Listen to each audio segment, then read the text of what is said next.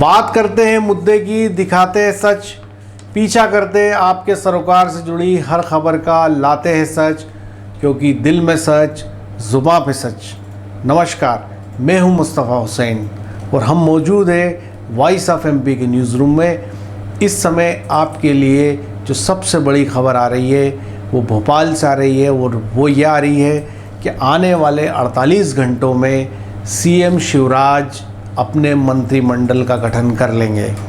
खबर ये भी आ रही है कि पहली पारी में सीएम शिवराज 12 लोगों को मंत्रिमंडल की शपथ दिलवा सकते हैं। जिनके नाम सामने आ रहे हैं वो नाम है गोपाल भार्गव, नरोत्तम मिश्रा, गौरीशंकर बिसेन, भूपेंद्र सिंह, राजेंद्र शुक्ला, विजय शाह, विश्वास सारंग और जगदीश देवड़ा।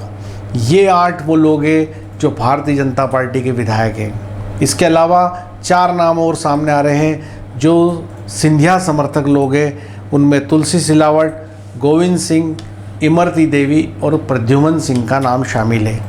इस प्रकार 1 दर्जन लोगों को मंत्री बनाए जाने की खबर इस समय आ रही है। ये लोग आने वाले 48 घंटे में मंत्रिमंडल की शपथ ले सकते हैं। वैसे सदन में 206 विधायक हैं। 206 विधायक के मान से 28 लोगों को कैबिनेट की शपथ दिलवाई जा सकती है, लेकिन सूचना ये आ रही है कि फ़िलहाल 12 लोगों को मंत्रिमंडल में शामिल किया जाएगा। बाकी लोगों की ताजपोशी 3 मई के बाद हो सकती है, तब एक दूसरा विस्तार सीएम शिवराज कर सकते हैं। तो ये गठन ताबड़तोड़ में किया जा रहा है और आखिर अभी कोरोना संकट में, जबकि मध्य प्रदेश में कोरोना तेज़ी से फैल रहा है, अचानक शिवराज सिंह चौहान अपने मंत्रिमंडल का गठन करना क्यों चाहते हैं? इसके पीछे भी कुछ खबरें आ रही हैं।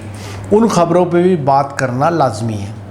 सबसे जो बड़ी बात है वो ये है कि 2 दिन पहले मीडिया में सीएम शिवराज पे एक बड़ा हमला बोला गया था।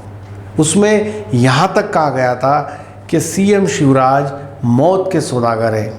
वे अकेले दम पे सरकार चला रहे हैं, ना उनके पास स्वास्थ्य मंत्री है, ना स्वास्थ्य अमला है। इन मीडिया रिपोर्ट्स में ये भी कहा गया था कि मध्य प्रदेश का जो स्वास्थ्य अमला है, आधे से ज़्यादा वो क्वारंटीन है। तो उसके बाद दूसरी जो बड़ी घटनाक्रम इस प्रदेश में हुआ वो ये हुआ कि मध्य प्रदेश में भारतीय जनता पार्टी के जो प्रदेश अध्यक्ष वीडी शर्मा, उन्होंने एक टास्क फोर्स समिति का गठन कर डाला।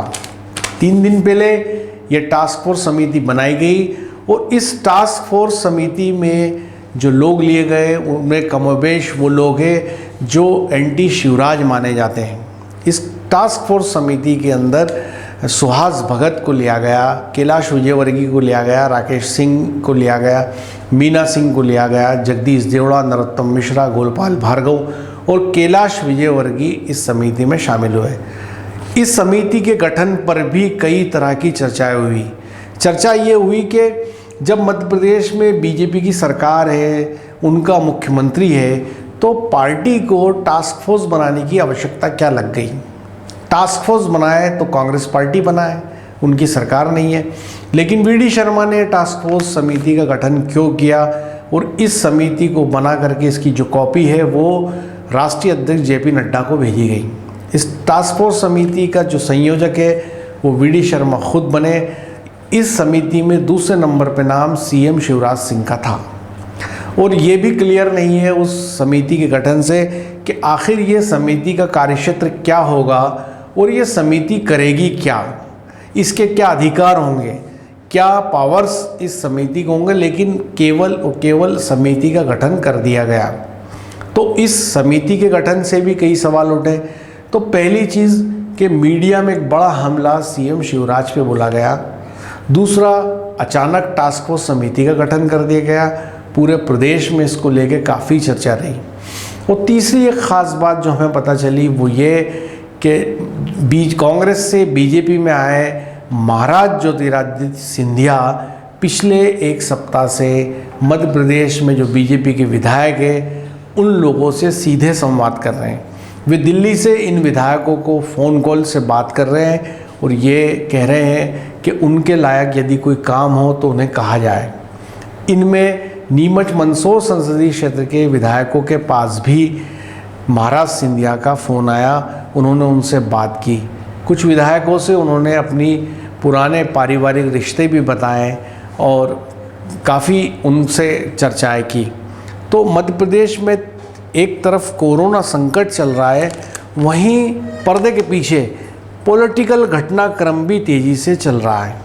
तो ये सारी चीज़ें जो पिछले दिनों से घट रही थी, उसके बाद अचानक आज ये खबर आई कि सीएम शिवराज अपने मंत्रिमंडल का गठन कर सकते हैं और ये 12 नाम सामने आए और ये कहा जा रहा है कि स्टेट हैंगर में भी तैयारी चल रही है और तैयारी ये चल रही है कि जो मंत्रियों को गाड़ी अलाट होनी उन सारी चीज़ों की व्यवस्था की जा रही है।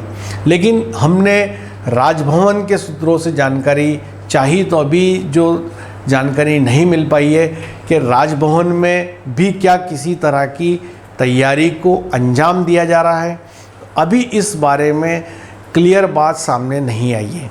वहीं दूसरी ख़ास बात यह है कि सूत्र ये ज़रूर कह रहे हैं कि जल्दी ही मंत्रिमंडल का गठन हो जाएगा और ये भी खबर आ रही है कि जो महाराज सिंधिया समर्थक मंत्री हैं उनको वही डिपार्टमेंट दिए जाएंगे जो डिपार्टमेंट कमलनाथ सरकार में उनके पास थे। तो अभी 1 दर्जन मंत्री बनाए जाएंगे, इनकी संभावना है और बाकी विस्तार जो होगा वो 3 मई के बाद सीएम शिवराज कर सकते हैं। लेकिन एक तरफ सीएम शिवराज की ताजपोशी जो हुई थी, उसके बाद जो मध्य प्रदेश में कोरोना संकट घेराया है उसको लेके भी पार्टी में अंदरूनी तौर पे काफ़ी उथल पुथल चल रही है। लेकिन अभी वो खबरें पुष्ट नहीं हैं। कई तरह की अटकलें पॉलिटिक्स में लगाई जाती रही है और लगाते हैं। मंत्रिमंडल के गठन को लेके ये भी खबरें आ रही है कि दिल्ली नाम भेजे गए हैं, वहाँ से हरी झंडी का इंतज़ार है और उसके बाद तुरंत में इनकी शपथ हो जाएगी। इसमें ख़ास तौर पे जो है स्वास्थ्य मंत्री ज़रूर बनाया जाना है और इसकी संभावना ये देखी जा रही है कि नरोत्तम मिश्रा जैसे किसी कद्दावर नेता को स्वास्थ्य मंत्री बनाया जा सकता है या भूपेंद्र सिंह को बनाया जा सकता है, क्योंकि ये वो मंत्री है जो अपनी अच्छी पकड़ प्रशासन पर रखते हैं। तो इनकी ताजपोशी जो है स्वास्थ्य मंत्री के बतौर की जा सकती है, क्योंकि वो बहुत अहम है। मध्य प्रदेश इस समय मंत्री विहीन है और पूरा जो एडमिनिस्ट्रेशन है कहीं ना कहीं उसकी पकड़ ढीली हो रही है। तो ये अब तक की जो बड़ी खबर थी। मेरे सहयोगी नवीन पाटीदार के साथ मुस्तफ़ा हुसैन।